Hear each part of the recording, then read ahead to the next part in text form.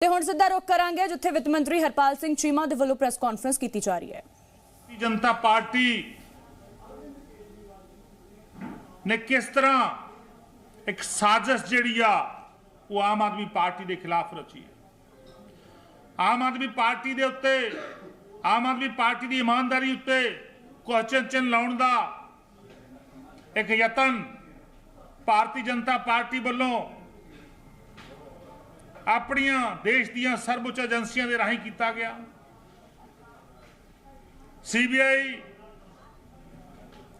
Central bureau of investigation ED किस तरह का दुरुपयोग भारतीय जनता पार्टी ने किया गा। यह अज गल देश के करोड़ों लोगों के सामने साफ होगी, क्योंकि जो देश के अंदर एक बहुत बड़ा अंदोलन करप्शन के खिलाफ भ्रिष्टाचार के खिलाफ चलिया सी, तो उस समय आम आदमी पार्टी का जन्म होया सी। सो आम आदमी पार्टी ते चोटी के 5 नेता जिन्होंने आम आदमी पार्टी की नींव रखी और साडी पार्टी के सुप्रीमो अरविंद केजरीवाल जी, मनीष सिसोदिया जी, संजय सिंह जी, दुर्गेश पाठक जी, सतेंद्र जैन जी, ये सारे वो लोग सीगे जिन्होंने आम आदमी पार्टी को बढ़ाया और देश भर च फैलाया और 2 सूबे सरकार बनाई और आज 3 सूबे असी अपोजिशन च भी बैठे हैं।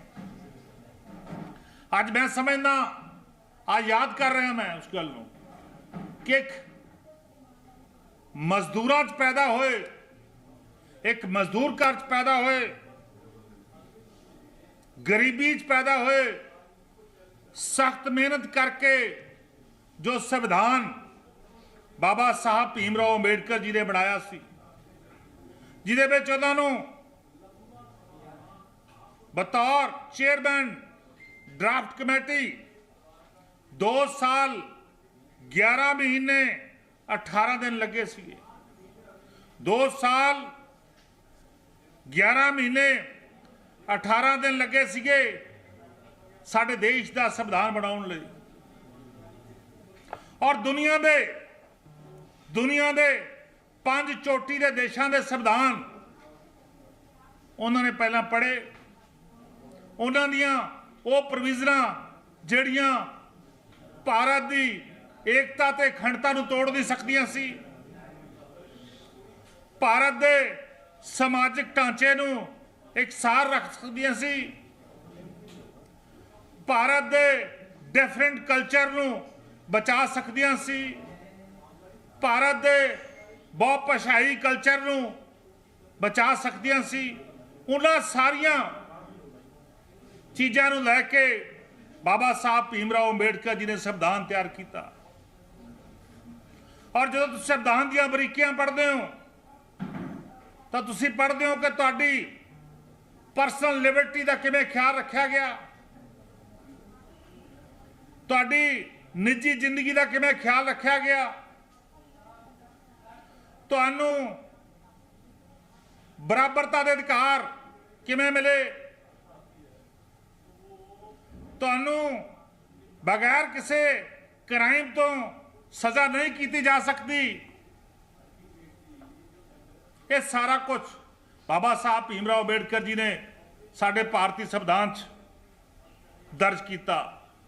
26 जनवरी 1950 देश का संविधान लागू होया और बहुत बार देश दियां डिफरेंट सरकारां ने संविधान को महसूस करने का यत्न किया। संविधानक जिहड़ी बेसिक स्ट्रक्चर हैगा, जिहड़ी प्रेम्बल आ, उन्होंने तोड़न का यत्न किया, पर लेकिन देश की सर्वोच्च अदालत हमेशा ही अगे आई।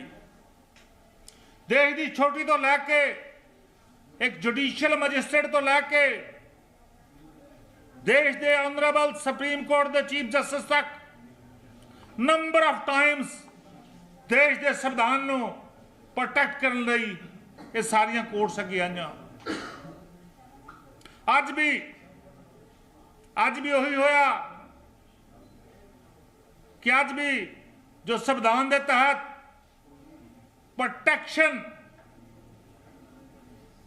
ਤੁਹਾਨੂੰ मिली हुई आ, देश के नागरिकों ਨੂੰ मिली हुई आ, ਅੱਜ ਉਹੀ बाबा साहब जी का संविधान ਅੱਜ फिर मैं समझदा देश की ਜਿਹੜੀ दिल्ली की कोर्ट आ रोज एवेन्यू उस कोर्ट ने बाबा साहब BR अंबेडकर साहब के संविधान को अपलिफ्ट किया।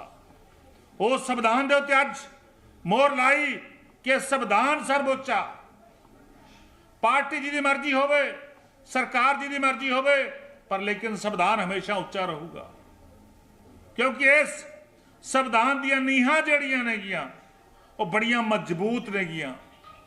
क्योंकि जो कोई भी इंसान अपना घर बनाउंदा वड्डियां वड्डियां बिल्डिंगां बनदियां नेगियां, और जिन्हां बिल्डिंगां दी नीहां मजबूत होंदियां नेगियां, जिन्हां घरां दी नीहां मजबूत होंदियां नेगियां, वो घर सदियां तक चलदे नेगे, उन्हां नूं हज़ारां पीढ़ियां याद रखदियां नेगियां। तुसीं बहुत सारियां सभ्यतावां देखियां होणगियां जिहड़ियां अज भी जिंदा नेगियां। उस तहत अज भी जो संविधान एक मजबूत संविधान बाबा साहब भीमराव अंबेडकर जी ने बनाया सीगा, अज उस संविधान के तहत आम आदमी पार्टी के नैशनल कन्वीनर अरविंद केजरीवाल जी और साडे पंजाब मामलों के प्रभारी मनीष सिसोदिया जी, दरगेश पाठक जी और उन्होंने नाल लगभग 23 व्यक्ति जड़े ने होर, उन्होंने सारियां नूं अज अदालत ने क्लीन चिट दी है। भारतीय जनता पार्टी की कहती सी कि अरविंद केजरीवाल किंग पिन है इस पॉलिसी का। किस पॉलिसी का? जिहड़ी 2021-22 दिल्ली दी शराब पॉलिसी बनी सी, दिल्ली दी लिकर पॉलिसी बनी सी, दिल्ली का लिकर स्कैम कह के, दिल्ली का किंग पिन कह के आम आदमी पार्टी नूं बदनाम करने की कोशिश जिहड़ी आ भारतीय जनता पार्टी ने की है। अज देश के सामने गल बड़ी स्पष्ट आ कि अज कंस्पिरेसी रचन दे विच बाबा साहब भीमराव अंबेडकर जी के संविधान के खिलाफ कंस्पिरेसी रचन दे विच भारतीय जनता पार्टी के चोटी के नेतावां ने अहम भूमिका निभाई। भारतीय जनता पार्टी ने आम आदमी पार्टी के खिलाफ, देश के संविधान के खिलाफ, बाबा साहब भीमराव अंबेडकर जी की आत्मा के खिलाफ साजिश रची आ। यह गल अज जिहड़ा अदालत ने ऑर्डर भेजा गा उहदे चों बिल्कुल स्पष्ट आ। मैं भी लगभग 18 साल वकालत की आ। मेरा तजर्बा गा कोई भी सैशन लैवल दी कोर्टां यानी ट्रायल कोर्टां बहुत रेयरस्ट ऑफ रेयर केस दे विच, यानी बहुत घट केसां दे अंदर दोषियों नूं जो चार्ज तय होंदा उदों बरी करदियां ने। आलमोस्ट फाइनल टाइम तो बहुत सारियां जजमेंट आउंदियां नेगियां कि एविडेंस नहीं प्रोड्यूस कर पाई एजेंसी। हमेशा यह हुंदा गा कि एविडेंस पेश नहीं होया, कोजेंट एविडेंस पेश नहीं कर सकिया, फलां विटनेस जिहड़ा फेल हो गया, फलां विटनेस जिहड़ा हॉस्टाइल हो गया। पर लेकिन ये देश की हिस्ट्री दे इकलौता केस आ जिहदे विच भारतीय जनता पार्टी की CBI जिहड़ी आ, जिहड़ी कि अज बिंग बनी हुई है भारतीय जनता पार्टी दे, उहदे मूँह ते तमाचा मारिया कि इन्हां ने इन्वेस्टिगेशन च इन्हां कोले कोई कोजेंट एविडेंस ही है नहीं सी, कोई इन्हां कोले सबूत ही है नहीं सी। बगैर सबूतां दे आधार ते एक स्कैम बनाया। इहदा मतलब अज भारतीय जनता पार्टी जवाब देवे, अज देश के home minister mister Amit Shah जवाब देन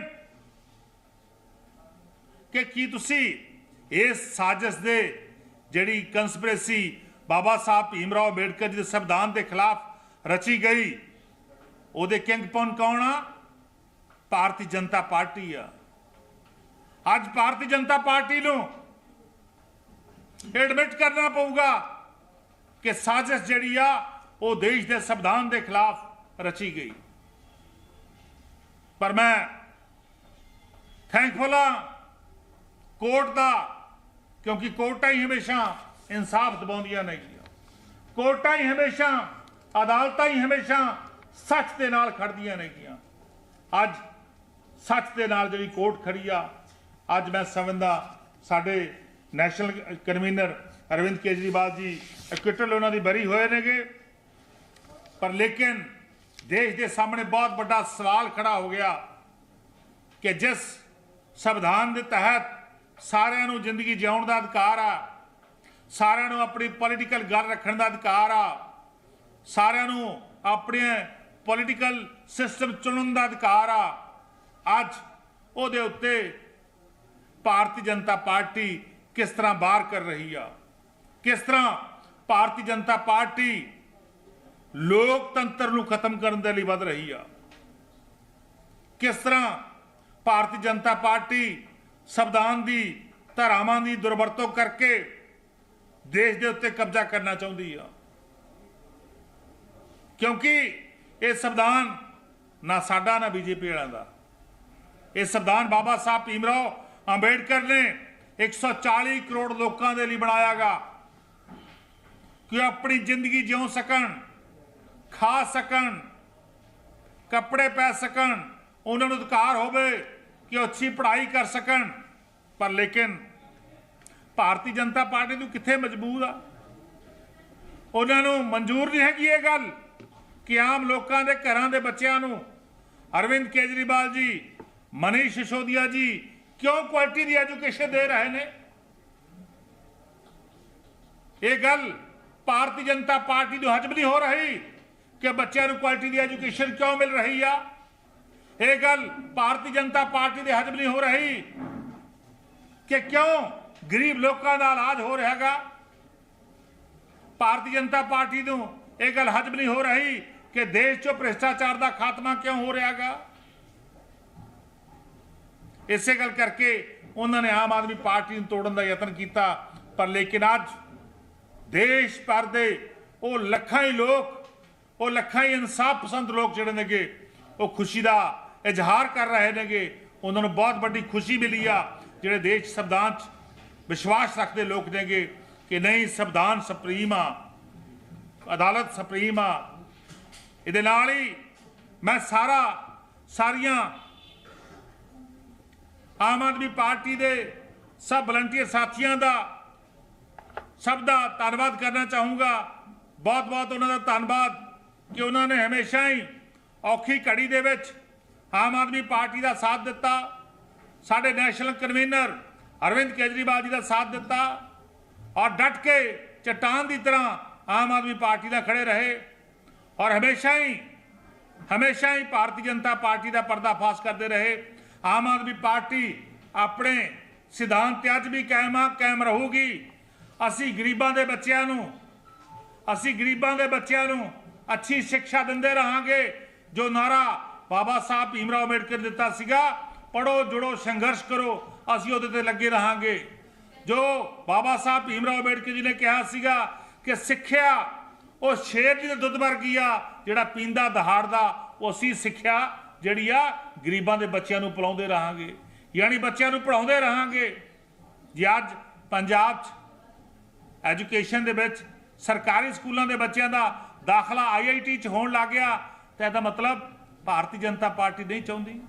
जे अज महल्ला क्लीनिक के राही चाहे वह दिल्ली हो चाहे पंजाब आ, जे गरीबों का इलाज होण लग गया भारतीय जनता पार्टी नहीं चाहती। जे अज असी पंजाब के अंदरों नशियां का खात्मा कर रहे हैं या दिल्ली चो किया तो इसका मतलब भारतीय जनता पार्टी नहीं चाहती। पर भरावो असी डट के संविधान दे नाल खड़े हाँ, बाबा साहब भीमराव अंबेडकर जी के संविधान दे नाल खड़े हाँ।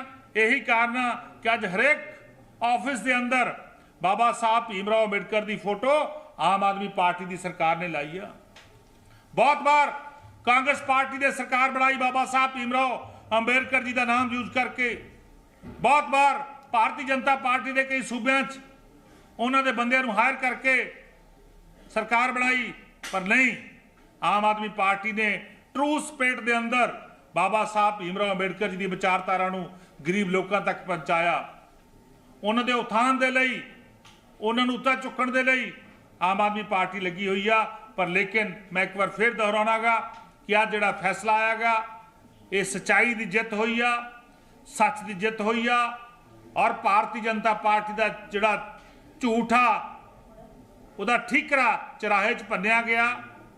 ਪੰਜਾਬ ਨਹੀਂ ਦੇਸ਼ ਭਰ ਦੇ ਲੱਖਾਂ ਲੋਕਾਂ ਨੂੰ ਪਤਾ ਲੱਗ ਗਿਆ ਕਿ ਭਾਰਤੀ ਜਨਤਾ ਪਾਰਟੀ ਹਮੇਸ਼ਾ ਝੂਠ ਦਾ ਸਹਾਰਾ ਲੈਂਦੀ ਆ ਔਰ ਦੇਸ਼ ਦਾ ਜਿਹੜਾ ਸੰਵਿਧਾਨ ਆ ਉਹ ਸਰਵਉੱਚ ਆ ਔਰ ਰਹੂਗਾ। ਸੋ ਸਾਡੇ ਸਾਰੇ ਨੇਤਾ ਜਿਹੜੇ ਬਰੀ ਹੋਏ ਨੇਗੇ ਸਾਰਿਆਂ ਨੂੰ ਮੇਰੇ ਵੱਲੋਂ ਬਹੁਤ ਬਹੁਤ ਮੁਬਾਰਕਾਂ। ਔਰ ਨਾਲ ਹੀ ਨਾਲ ਸਾਰੇ ਲੱਖਾਂ ਹੀ ਵਲੰਟੀਅਰਾਂ ਦਾ, ਲੱਖਾਂ ਹੀ ਦੇਸ਼ ਦੇ ਨਿਆਂ ਸਿਸਟਮ ਦੇ ਅੰਦਰ, ਦੇਸ਼ ਦੇ ਜਸਟਿਸ ਸਿਸਟਮ ਦੇ ਅੰਦਰ, ਦੇਸ਼ ਦੀ ਜੁਡੀਸ਼ਰੀ ਦੇ ਅੰਦਰ ਵਿਸ਼ਵਾਸ ਰੱਖਣ ਵਾਲੇ ਲੋਕਾਂ ਦਾ ਬਹੁਤ ਬਹੁਤ ਧੰਨਵਾਦ ਕਿ ਤੁਸੀਂ ਹਮੇਸ਼ਾ ਵੀ ਸਪੋਰਟ ਕੀਤਾ ਔਰ ਉਸ ਸਪੋਰਟ ਦੇ ਨਾਲ ਅੱਜ ਆਮ ਆਦਮੀ ਪਾਰਟੀ ਜਿਹੜੀ ਆ ਪਾਕ ਸਾਹਿਬ ਭਰੀ ਹੋਈ ਹੈ।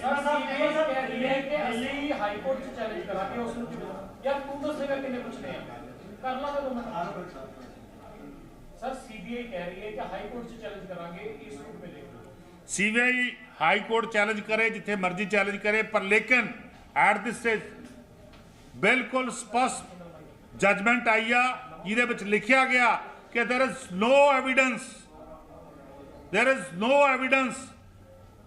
No cogent evidence, no convincing evidence.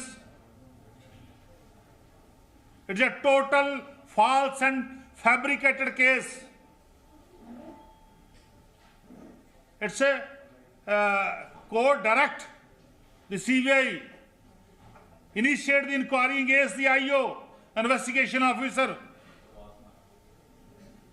So it's ਅੱਜ ਵੀ CBI ਸੋਚਦੀ ਆ, ਜੇ ਅੱਜ ਵੀ ਭਾਰਤੀ ਜਨਤਾ ਪਾਰਟੀ ਸੋਚਦੀ ਆ ਕਿ ਅਸੀਂ ਚੈਲੰਜ ਕਰਾਂਗੇ, ਇਹਦਾ ਮਤਲਬ ਕਿ ਭਾਰਤੀ ਜਨਤਾ ਪਾਰਟੀ ਜਿਹੜੀ ਆ ਅੱਜ ਵੀ ਉਹਦੇ ਮਨ ਦੇ ਅੰਦਰ ਦੇਸ਼ ਦੇ ਕਰੋੜਾਂ ਲੋਕਾਂ ਦੇ ਖਿਲਾਫ ਨਫ਼ਰਤ ਆ, ਬਾਬਾ ਸਾਹਿਬ ਭੀਮ ਰਾਓ ਅੰਬੇਡਕਰ ਜੀ ਦੇ ਖਿਲਾਫ ਨਫ਼ਰਤ ਆ।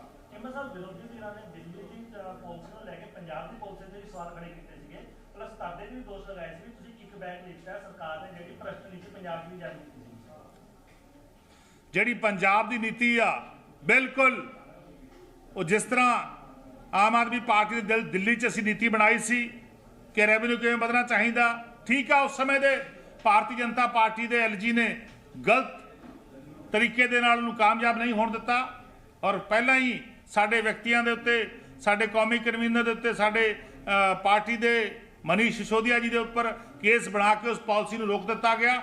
ਪਰ ਅੱਜ ਮੈਂ ਬੜਾ ਠੋਕ ਵਜਾ ਕੇ ਕਹਿਣਾ ਕਿ ਪਿਛਲੇ 4 ਸਾਲ पंजाब के अंदर ये पॉलिसी 100% सक्सेसफुल रही है, 5वें साल भी सक्सेसफुल रहूगी। एक दिन single day, not a single day Punjab का रेवन्यू का एक दिन भी अगे पार नहीं होया। हमेशा असी 10 तारीख रखी होंगी आ रेवन्यू डिपॉजिट कराउण दी।